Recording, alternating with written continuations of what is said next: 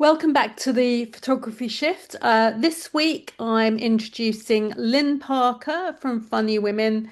She is our 10th interviewee, so I'm delighted to be chatting to her about all sorts of things, including her wonderful glitter project.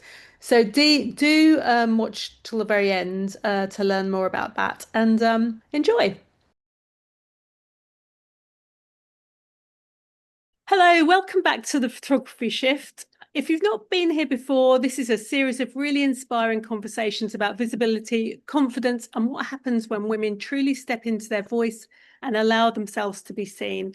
I'm Liz Devonshire, a brand photographer and visibility specialist, and through this series, I've been speaking with some incredible women about the personal and professional shifts that come with showing up more fully in life and business. Today, I'm really delighted to be joined by Lynne Parker, founder of Funny Women, a pioneering organisation created to help women find their voice through comedy, confidence, creativity, and connection. Lynne's work over the past 2 decades has empowered countless women to step forward, speak up, and build confidence both on stage and beyond it. Together, we'll be talking about the confidence found through visibility, finding your authentic voice, and the importance of showing up as you really are. So, welcome, Lynne. I'm thrilled you're here today. Before we get stuck into today's questions, I'd really love you to share a little bit about your journey with Funny Women. Well, thanks, Liz. It's great to be here. My journey is kind of a long and arduous one, and a very circular one. My background is journalism and public relations and marketing, however you want to badge that.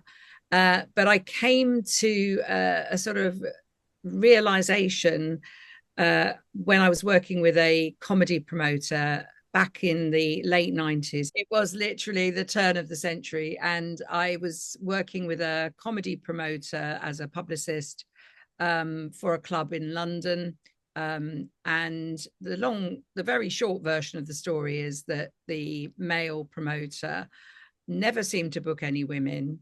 And, as far as I was concerned, I wasn't at that point terribly knowledgeable about the circuit, but I had seen enough telly and films in the previous 25 years to know that there were plenty of women about who could do stand-up comedy. But when I asked him why he never booked them, he said, because women aren't funny and there are no funny women. And, it was one of those light bulb moments that you have in life when you think, I don't believe that. I think they're out there, but something's telling me you're just not, you're not booking them.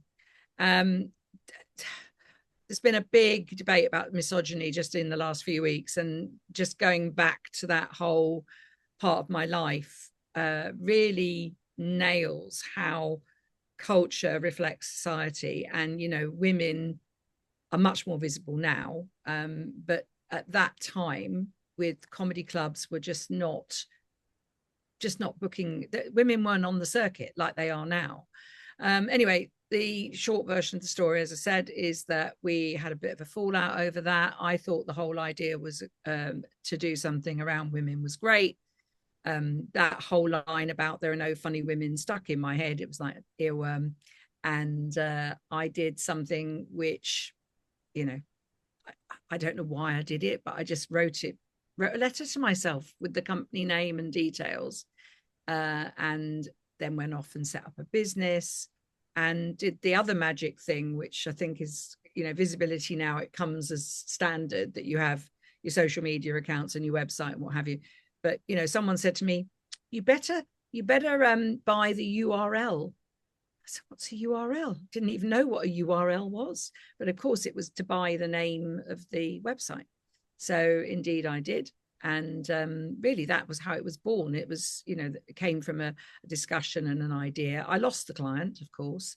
And it took me several years I launched in 2002. So we had our very first event in autumn 2002, which is a really big charity event, probably the biggest event we've ever done or ever likely to do. And from there on, we made some brilliant contacts, one of which became our first sponsor for the Funny Women Awards, which is still our probably most visible manifestation of our work. Sadly, not funded at the moment, so we sit back. When we haven't got funding, we can't run it because it's very work intensive. But I'm always optimistic that someone out there is going to come forward and sponsor us or get involved in some way. So we launched the awards in 2003. They continue really even when we're not as active as we are, as we are not that active at the moment, but they're still our beating heart. It's still where we have an opportunity to see lots of new talent. And literally we went from year one with about 70 entrants to last year we had over 2,000 entrants and nominees for 5 awards. So it's incredible. And now we cover the whole spectrum of comedy performance, short films, comedy scripting, writing, industry, and content creators, which of course is the big change in our industry. The whole need for content has literally shifted comedy into a whole new era, I suppose. And then alongside that, we do pretty much don't run competitions, but we do a lot of visibility work. We run workshops and coaching courses, and I do some one-to-one coaching, and that is mainly we do that in the world of comedy, but we also do that for corporates and businessmen. I've had a number of clients of the other gender. So all that practical skills that I have personally built up over the last 24 years, I'm very focused now on channeling it into the visibility and performance that we can apply, not just to be in comedy, but in our everyday lives and in our professional lives. And as you know me a little bit already, that's very much my passion. And it's so important, and what you've done for women is so important, I think. Unfortunately, as you kind of touched on, we're living in an age where misogyny is rearing its head again, and I think women supporting other women in their whatever industry they're in is really important. We're lucky in many ways because we've come a long way from kind of our parents and mothers and grandmothers, but we're not where we should be. There. I mean, I've just been giving evidence to the Women and Equalities Committee at Westminster, not just this minute, but a couple of weeks ago. And it was a very specific panel about misogyny in comedy. And the first thing I said was, it's taken me 24 years to have this, to sit in front of you and say this. Yeah. And that was there was a quick, sharp intake of breath, because I have been banging on about this for a long time. And Funny Women was born out of misogyny because of what was said to me. Yeah. But that is reflected across lots of these committees that the Women Equalities Committee are running. These juries are going across lots of different industries, in creative industries and in technology, and they've done music. I mean, they're the 2 areas that I know other women the best. But it's a huge undertaking. But why has it taken so long? I mean, it's ridiculous. I don't know. But I mean, I do know that, when I started out in photography, I worked for the press. There were very, very few women working in the press. Again, it was another very male-dominated industry. And it's so fabulous to see how that has now flipped. And we've got so many brilliant women taking photographs now. So I'm going to get into these questions because I know that you're going to have some very interesting answers for me. So the first question I wanted to ask you was, at what point in your growth did you realise your visual presence needed to evolve and your visuals weren't actually matching up to the level of your work? Well, I don't know about my visuals matching, but it's always been... it's just been instilled in me, right, really, from the London College of Fashion days, actually, that what you look like, or not in a glamour sense, but if people know what you look like, it's really important. And I think when I was at Mirabelle, we created a column. I can't remember. I think they had a bit of a rebrand while I was there, and suddenly I had to have my headshot on the top of my column. So that's my first memory of having some pictures done, specifically to promote myself. It was like, hello, I'm Lynne. And I've still got some of the old magazines. They're hilarious. And then I went into trade press. And the other picture I remember is that I did a TV interview as the editor of this trade magazine called Bodylines. And now, bear in mind, we are talking, we're talking late 70s, early 80s here. I don't know how this came about, but somebody took a photograph of me on this TV program. It was like the news roundup program, daily. I can't remember what it's called now. And someone took a photograph of me on the television, presumably with an old style camera in front of the telly, and it did have my byline. Anyway, that picture ended up being the top of, the editor's picture at the front of the magazine. That was the picture that I used for years. So there you go. So there's an interesting story there, because that was a completely different era. You couldn't just whip out your mobile phone and take a picture. Somebody had to take a picture and send it off to be developed. I mean, it's interesting. I went from working in magazines where, photography is just part of it, as you well know. And then I kind of transitioned into public relations, where you're looking after clients and their brand images and what have you.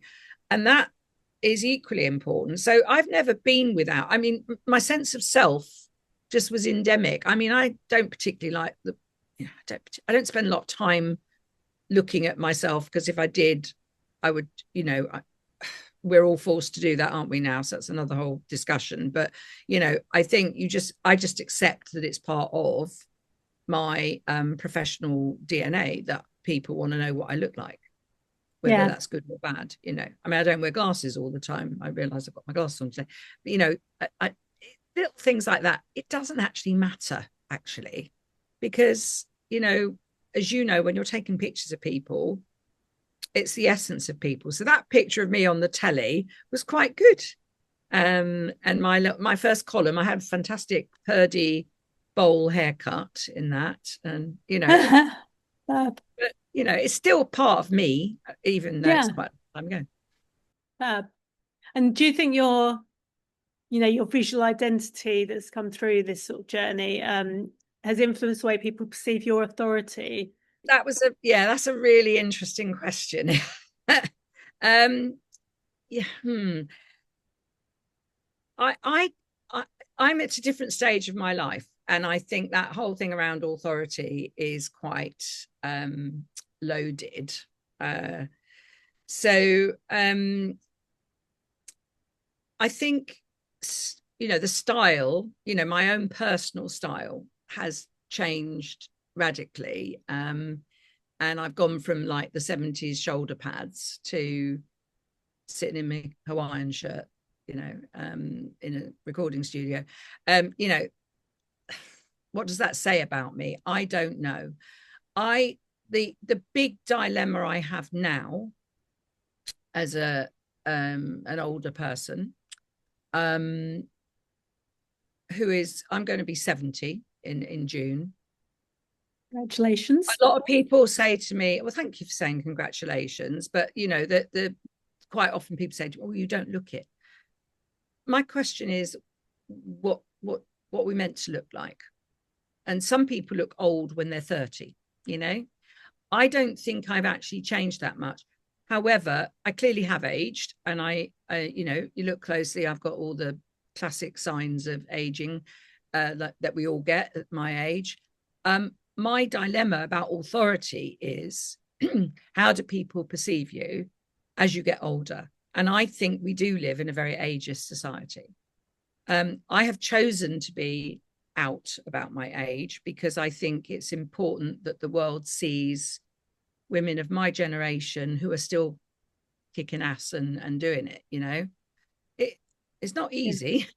And not because I can't do it, but I think it's about perceptions.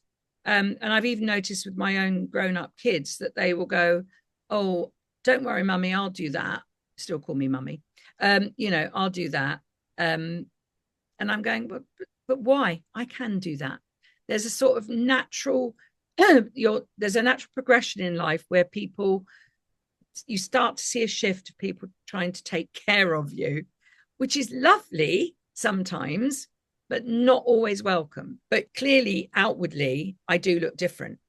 I'm not the young ingenue. In my head, I still am.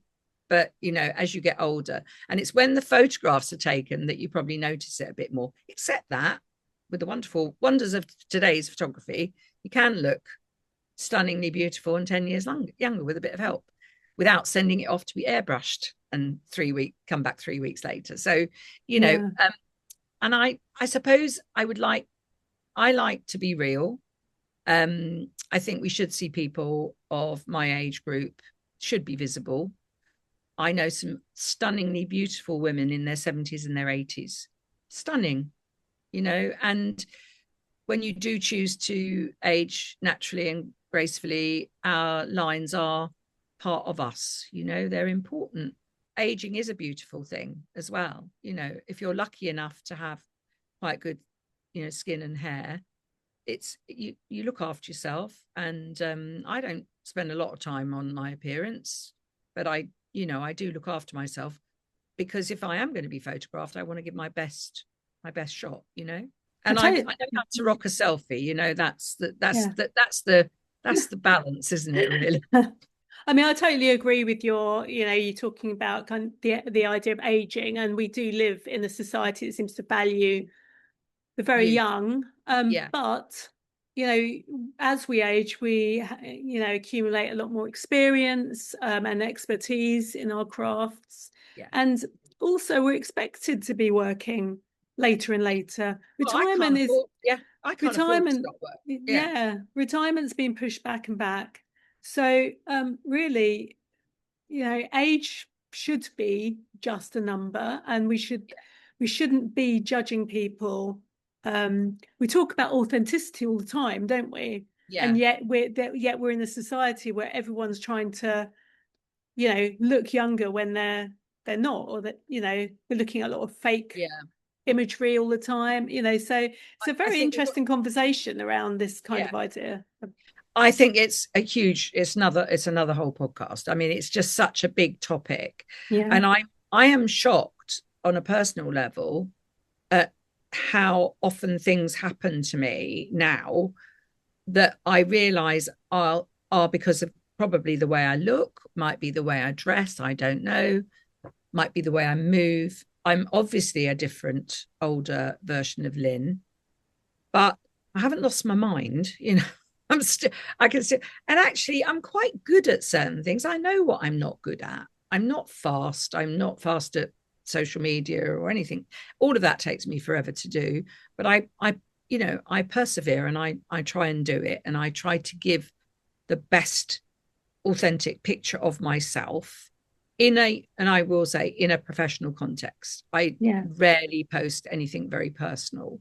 Pressure that we all have to kind of show off everything, how many grandkids we got, how many medals we've won.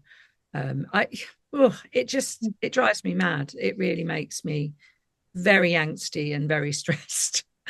Well, I think we live in quite a stressful world, and I think social media feeds onto that. And so many clients I speak to, I mean, most people do not like social media, but they feel they have to be on there. There's like a pressure to be on there for business, but then also that creeps into like more personal stuff as well.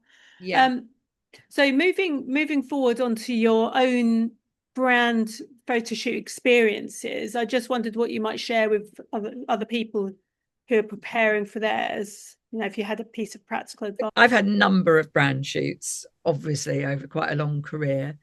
The last one I did properly and professionally was with the lovely Annie Armitage, who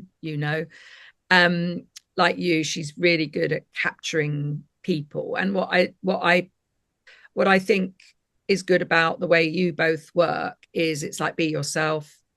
Don't wear something you wouldn't normally wear. It's Exactly. ridiculous. Yeah. It's go in something you feel comfortable in. I mean, gone are the days, thank goodness, of shoulder pads and power dressing. I know some people still like to have a picture done like that, but unless you're a top barrister or head of a multi-million-pound corporation, and even if you were, maybe it's just nice to show a human side of yourself. It's about giving an impression, a flavor of yourself, and if you can do that, preferably without props, depends on what the picture's for. I think that gives people a much closer idea of whether they can relate to you. I think having a good picture of yourself is about relatability. I'm one of these awful people that just say I quite like the look of them. I do that all the time. And I'm not judgmental. I wouldn't necessarily just judge a book on its cover, but I think if someone looks nice and smiley, you think, oh yeah, they look nice. It's just, it might just trigger something in your brain. And if they're if they're a head chef and they've got pictures with nice food, you might go with that. I just think my top tip would be just relax and be yourself. Don't plaster, if you don't wear a lot of makeup, don't plaster yourself in makeup for a photo shoot, because that won't look like you. I think all that stuff, and also it depends where you're being photographed. So if it's in natural light, there's a lot of difference between having a picture taken in natural light and then sitting in a studio with lights on you. So yeah. So I don't know whether you wanted to mention a little bit about your latest endeavors with the glitter project. Yes, I would love to talk about it. I'd love you to tell us a little bit. We've got a few minutes left. So it's a project close to my heart. We had a non-executive director called Jo Fletcher Cross on our board. She, summer 22, so nearly 4 years ago, she was diagnosed with a grade 4 glioblastoma brain tumor. She was given 6 months to 2 years diagnosis at the time. She was going to go to Edinburgh and have a first full run. I mean, she'd done bits and pieces at Edinburgh. She was a kind of a comedian by night, but she also, interestingly, was a journalist by day. She worked for National Geographic. So she was a fantastic writer, had a fantastic blog, which was called A Bit of Glitter. It's still up there. It's a Substack. And she was just the most wonderful presence on our board. She was, she understood business and obviously as in her career as a journalist, and also she understood the joy of comedy and performance. So when she got diagnosed, she had a fairly major operation to remove as much of the tumor as they could, which they couldn't do. She couldn't go to Edinburgh. And while she was recovering and we were all chatting and trying to, keep her happy and connected, I had been talking to a couple of my other comedian friends about what we would do at Edinburgh. Bear in mind that she was going to go to Edinburgh, and we'd got a bit of funding from the BBC Comedy Fund. It wasn't a lot of money, but it was enough for us to launch. It's basically a mentoring an open mic scheme. So anyone going to Edinburgh for the first time is not going to plunge straight in and do loads of gigs, because it's really hard work. You're not going to do your own show. You just want to go and you want to perform, and you want to say you've performed at Edinburgh, and you want to be mentored. So we created this concept, which became the Glitter Project, specifically for that 2022 Edinburgh Fringe. And I will credit the wonderful Rachel Krieger, Pauline Eyre, and Louise Lee, who were all involved with the development of that. So that was great. That was part one. Part two of the Glitter Project was around the same time I'd applied for my first bit of funding from the Arts Council. Third time lucky, I put in for some funding for a very similar project, but national, called A Safe Place. And third time lucky, we got the funding. So we were able then to launch what we had created in Edinburgh as a project in England around 6 locations. I have just spent a lot of time reapplying to get a bigger amount of money so I could run it longer and better and with a bit more resource. And we got turned down. So that news came 2 weeks after Joe actually finally died, nearly 4 years on. I'm heartbroken that the Arts Council funding didn't come through, because it would have been the biggest bonus and legacy for all of us.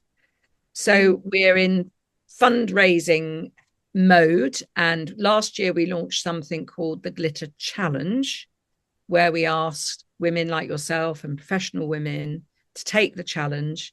They pay us, I think, it's a reasonable chunk of money, but once you've paid us, you don't have to do you don't have to do anything else other than be coached and trained and primped and praised to do your first 5 minutes of stand-up at the Edinburgh Fringe. It is amazing. And last year was amazing. We ended up with 9 incredible women who all did a show. They all performed at Edinburgh Fringe. We have a lovely venue. We always work with Assembly. And this year we're Assembly George Square, so we've got a lovely venue. But we are short of challengers. So my big call out perhaps from this is if anyone would really like to do it. And understand that nobody dies on stage. And this is a legacy. This is about, you don't have to be the best, you don't have to be, but we will look after you. You get a comedy mentor to look after you. You get access to exclusive boot camps. You come to any of our stand up, stand out, or comedy crash courses that are ongoing anyway. And there are loads of references on the website as well. So go to the website and read about it. So Lynne, we've had a lovely chat. I'm just really conscious of the time now. I just want to say a huge thank you for you coming on today. Feel awful just having to cut you off there, but time's running out. But please do get in touch with Lynne. All her details will be on the video and in Instagram and LinkedIn, and get involved in the Glitter Project. So, and thank you, Lynne. Thank you, Liz. Well, I hope you really enjoyed that interview. Lynne has had a very fascinating life that's led her to this point, and Funny Women is an amazing business to be running. I think that she's been doing so many interesting things with it, and she left us with so many interesting gems and insights into visibility and different ways to be seen. So if you want to get in touch with Lynne, all her contacts will be with the video, and if you've missed any of the previous interviews, please do go to the link in either my bio in Instagram or in the contacts in LinkedIn, or you can just go directly to my website and view any of those videos of the interviews there. Take care. Bye.